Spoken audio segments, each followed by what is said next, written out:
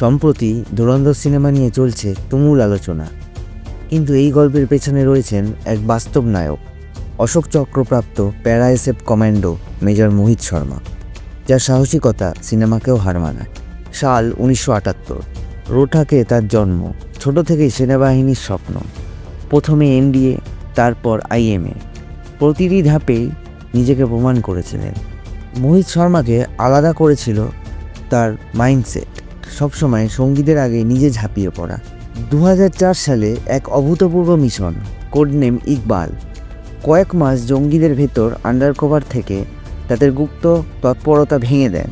এতটাই নিখুঁত অভিনয় যেন তিনি নিজেই এক সিনেমার চরিত্র, কিন্তু সবটাই ছিল দেশের জন্য। 2009 সালের 21শে মার্চ, কুপওয়াড়া, জঙ্গিদের সাথে ভয়াবহ সংঘর্ষ। সঙ্গীদের বাঁচাতে সামনে এগিয়ে যান মেজর মোহিত শর্মা। শেষ গুলি পর্যন্ত লড়ে দুজন জঙ্গিকে নিস্তেজ করেন, কিন্তু সেই সাহসিকতার মূল্য নিজের জীবন। ভারত হারালো সত্যিকারের ধুরন্ধর, দেশ তাকে দিয়েছে সর্বোচ্চ শান্তিকালীন সম্মান অশোক চক্র।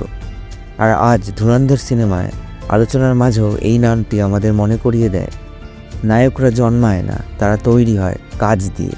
মেজর মোহিত শর্মা এক চিরন্তন অনুপ্রেরণা।